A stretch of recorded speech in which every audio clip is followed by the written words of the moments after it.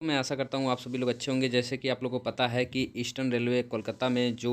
Documents verification हो रहा है, उसमें जो ओबीसी वाले कैंडिडेट्स हैं उनके सामने सबसे बड़ा जो डिमांड रखा जा रहा है वो ये रखा जा रहा है ऑफिसर्स के द्वारा कि आप लोग जब फॉर्म अप्लाई किए थे तो उस समय का ओबीसी मतलब जो आपका इशू हुआ था उसको आप लोग हमें दें। तो इस तरह से बहुत सारे स्टूडेंट्स को परेशान किया जा रहा है। लेकिन मैं दोस्तों आप लोगों को बता दे रहा हूँ कि हम लोग के पास जब उस समय 2019 में जब नोटिफिकेशन आया था, जैसे कि आप यहाँ पे देख पा रहे हैं कि detail centralise employment notification RRC 01 2019, तो इसमें बहुत अच्छे तरीक़ा से जो नोटिफिकेशन आया था उसमें बाकायदे बताया गया था कि किस फॉर्मेट में और किस तरीके का हमको मतलब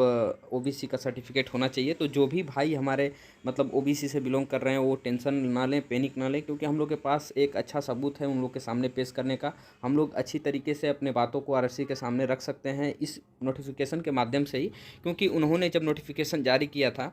तो जो 7th CPC पे मैट्रिक्स का था, तो उस समय उन्होंने नोटिफिकेशन में खुद ही इन चीज़ों को बाकायदे डिटेल्स में दिया हुआ था। जैसे कि आप लोग देखेंगे नेक्स्ट मतलब इस जो पूरा नोटिफिकेशन का जो पीडीएफ आया था उस पीडीएफ के जैसे ही आप लोग, जैसे कि दोस्तों आप लोग पैरा नंबर जो यहाँ पे दिया हुआ है 18.4, इसमें आप लोग देख पाएंगे कि पैरा नंबर 18.4 में जो 4 नंबर पॉइंट्स है उस पर साफ लिखा हुआ है कि OBC NCL certificate as per annexure 2 note older than 1 year from the date of documents verification. यानी कि साहब हम इस वीडियो के माध्यम से मैं ऑफिसर्स के द्वारा भी ये बात सामने रखेंगे और हम लोग पूछेंगे कि सर जो नोटिफिकेशन था उसमें तो साफ बोला गया था कि जो ओबीसी होना चाहिए एनसीएल का वो डॉक्यूमेंट्स वेरिफिकेशन के समय से लेके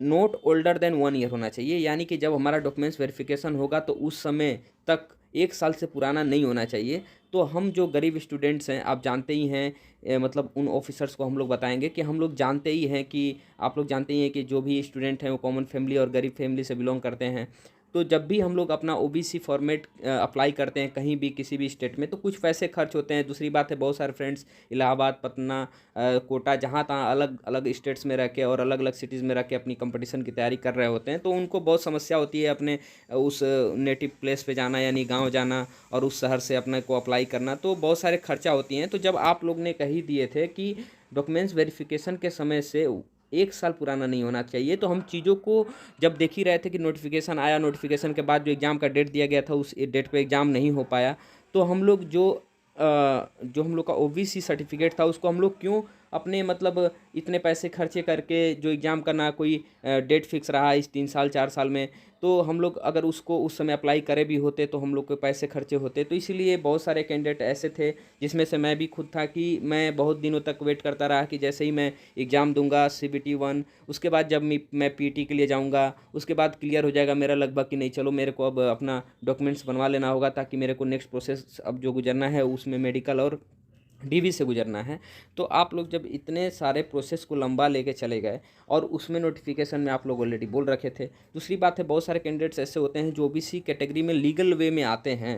लेकिन वे नहीं अप्लाई कर रहे होते हैं पहले। जैसे कि मैंने ही खुद बहुत पहले, जैसे 13 का बात करूं 14 का बात करूं, तो मेरा जो बैकग्राउंड है वो पूरा ओबीसी में आता है, लीगली आता है। लेकिन मैं जब ज़रूरत पड़ा, जब मैं एलपी का एग्ज़ाम दिया था तो मेरे को ज़रूरत पड़ा तो मैंने उस समय अप्लाई करा था और उस समय मेरे को सेंट्रल लेवल का जो ओबीसी सर्टिफिकेट होता है वो मिला भी था। उसके पहले और बीच में मैंने कभी भी ओबीसी अप्लाई नहीं किया। तो सर आप लोग इस मैटर को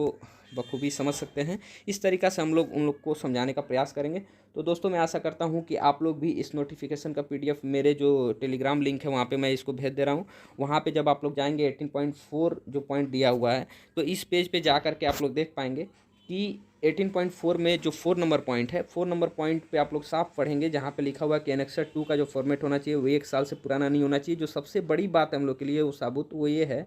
कि डॉक्यूमेंट्स वेरिफिकेशन के समय इससे पुराना नहीं होना चाहिए। दूसरी बात है कि अगर आपको उस समय का ओबीसी का कोई प्रूफ चाहिए होता है तो आपको उस समय का उसका एप्लीकेशन नंबर या रजिस्ट्रेशन नंबर कुछ भी डिमांड करना चाहिए था। अगर आप डिमांड एप्लीकेशन फॉर्म में किए होते तो ज़रूर सभी कैंडिडेट्स हम लोग बनाए होते नया वाला। तो इस तरह से बातें हम लोग को अपने आरआरसी को जो भी वहाँ पे ऑफिशियल्स है उनके सामने पेश करना है। और जो भी भाई ओबीसी से बिलोंग करते हैं उनका अगर करंट का भी है और रेलवे फॉर्मेट में बना हुआ है तो वो घबराएं नहीं। हम लोग इसी तरह से अपने बातों को, जो आरआरसी है हम लोग का कोलकाता का, उसको हम लोग जा कर के चीज़ों को समझाएंगे और फाइनली हम लोग की ही जीत होगी, क्योंकि यहाँ पे देख रहे हैं कि उन लोग ने ऐसा लिख भी रखा था। बहुत सारे आप लोग देखे होंगे फॉर्म ऐसे भी आते हैं जिसमें उन्होंने कहा होता है कि करंट का आप ओबीसी दें, ओबीसी का पूरा डिटेल्स भी मांगा गया रहता है। इसमें तो ओबीसी का डिटेल्स भी नहीं मांगा गया था, तो क्यों कैंडिडेट्स उसके पीछे परेशान हो। तो दोस्तों मैं आशा करता हूँ कि मेरे जो थॉट्स थे इसको लेकर के और जो मैं आपको प्रूफ दिखाया इस नोटिफिकेशन के माध्यम से आप लोग को अच्छी तरह से समझ में आए होंगे। और फिर हम मिलते हैं नेक्स्ट वीडियो में